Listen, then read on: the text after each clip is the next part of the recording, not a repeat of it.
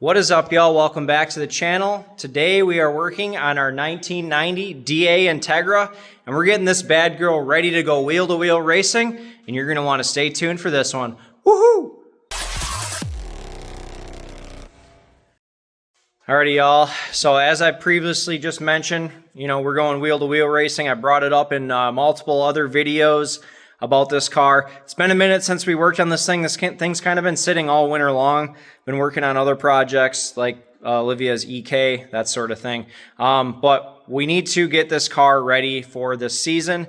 Doesn't need a lot, but it does need a few things that I just kind of became made aware of the other night at our, it's called the Midwestern Council or Madison Sports Car Club season opener. It's basically a meeting that we have where everybody in the club kind of gets together, that sort of thing. Well, I met with some of the wheel-to-wheel guys, this wheel-to-wheel steward, that sort of thing, and we kind of went over a few things on my car, and he said these are a few things you're going to want to make sure you got right, and that way you don't have any issues at tech. So one of those things, this right here, I have had since I bought this car, this wheel right here, no matter how many bearings I press into it, it's always had a little bit of there's always been a little bit of play in it. So I've always bought cheap bearings, that sort of thing. I just replace them every other year. I've never had an issue. They've never gotten bad. But yeah, I don't want to have any problems at tech. So what I ended up doing was buying a name brand, like an OEM. Basically, it's a Koyo. So it's an OEM brand bearing. We're going to try pressing that in. And then the other thing that we need is a windshield. So I got Safelite coming out next week. They're going to put a new windshield in this thing. It's just kind of funny because our work vehicles that we all have for work, a couple of them needed windshields recently too.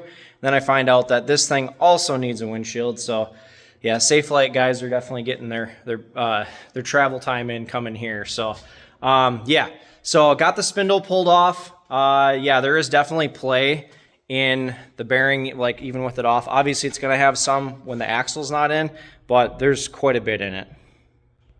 So here's the spindle. I got it off. We're going to take it over and borrow a press and get this thing out of there. And here is our Koyo one. So we're going to try that out. Hopefully that fixes it.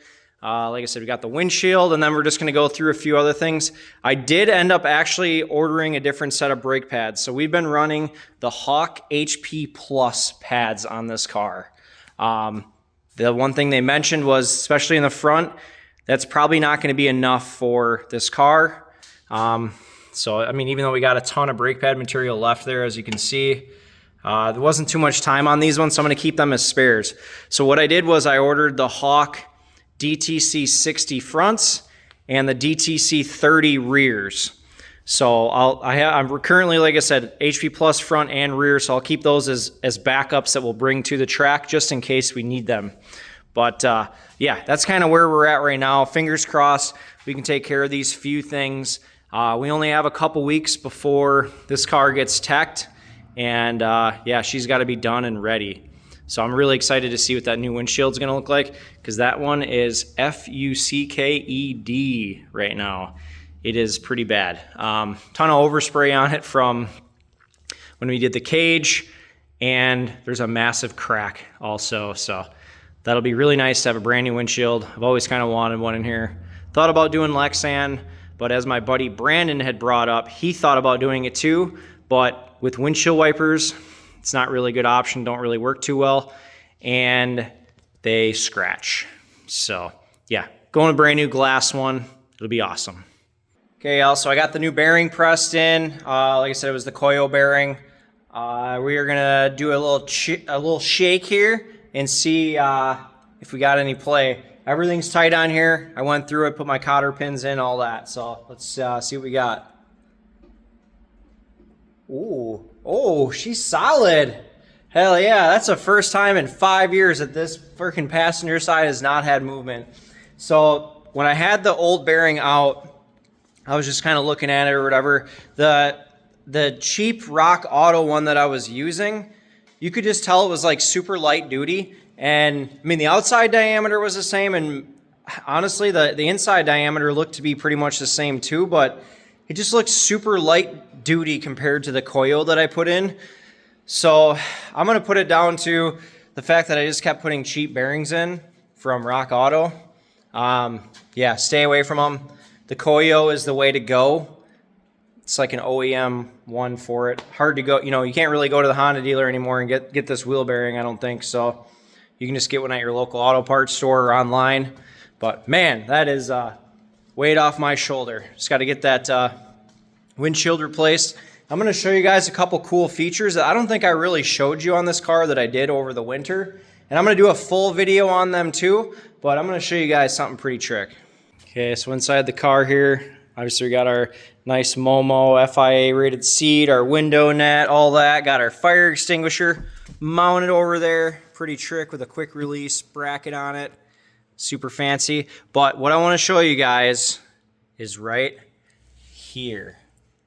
Probably wondering, what the heck is that? What do you got some damn screen on your roll cage for? Mounted right next to the gauge cluster.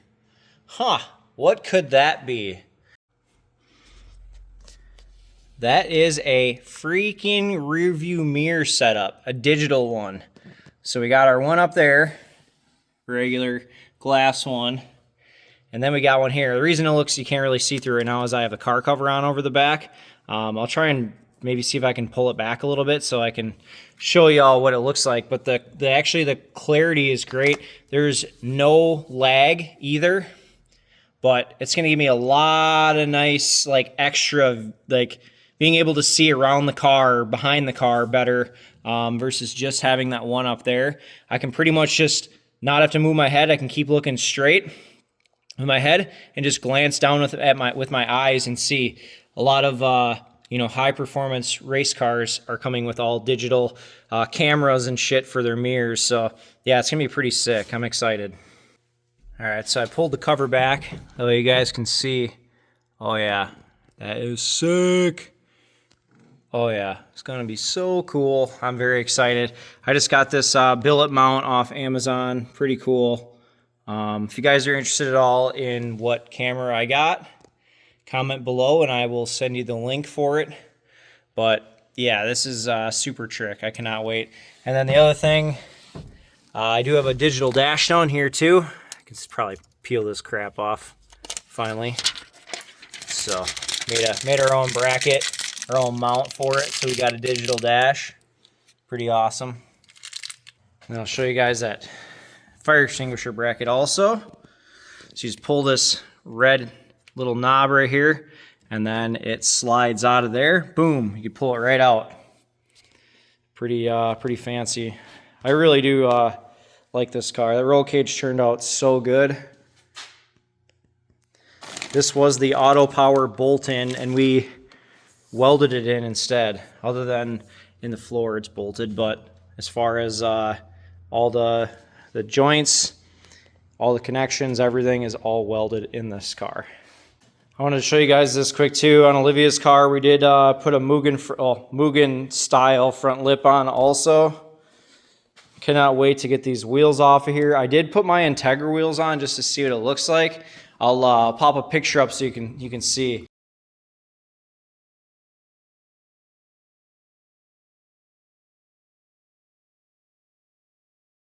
I currently put them back on the Integra though, but eventually this thing will have new wheels. Possibly these ones, not sure yet.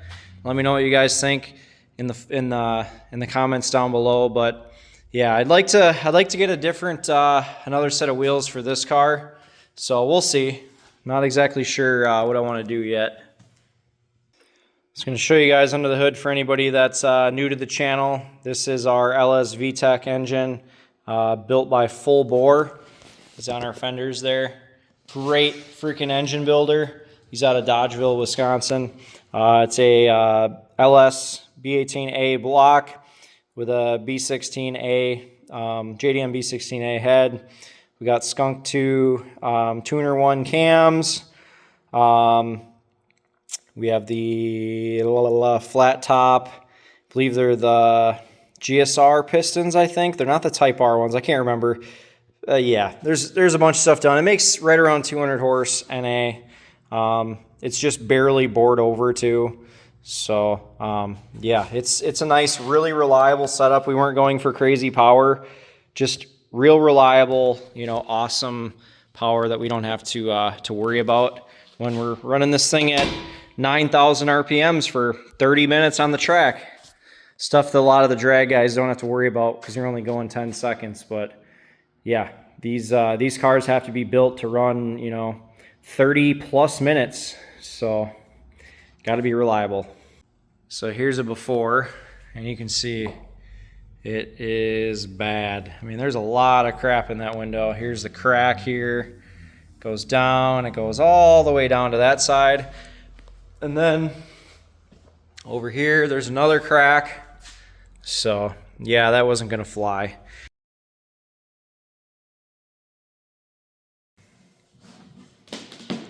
There she goes, out of there. So this is what she looks like all out of there. Luckily we don't have any rust or anything, just a little dirty in there, but no rust, which is great. Goofy seeing this thing without a windshield. So right now he's just removing the old seal, getting her all scraped clean.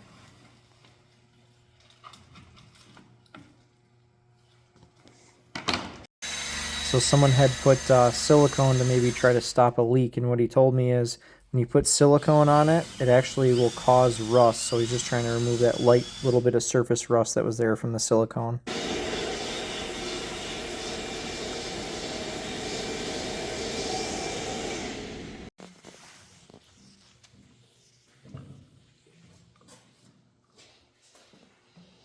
So I was gonna help him set it, but then I wouldn't be able to film this, so he went and got this deal so that way he can set it by himself, so I can get you guys some footage of this thing going in.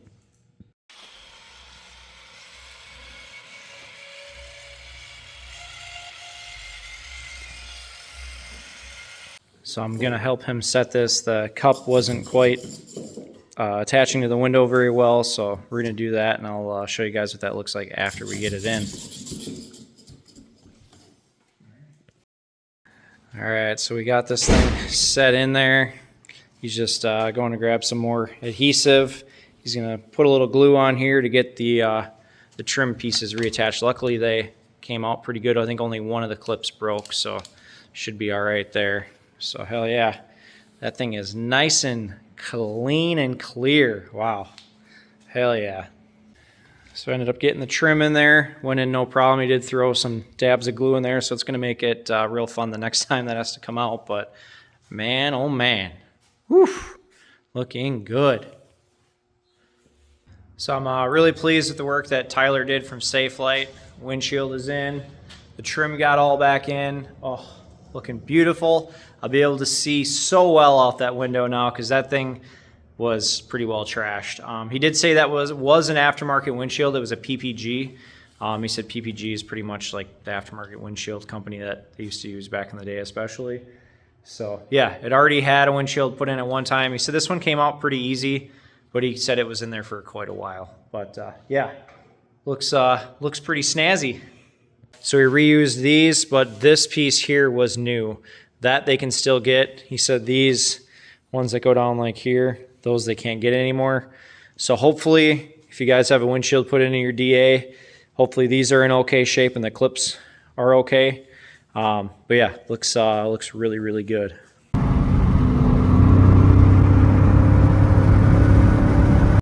This was the very first drive this season. I had to take her out, make sure nothing fell off, and I think we're good to get racing this season. We got more DA content, more EK content coming. So if you guys like Hondas, this is the place to be. But I think we're gonna call that a wrap on this video. If you guys could, please like and subscribe and hit that bell for notifications. So we'll catch you all on the next one. Woohoo!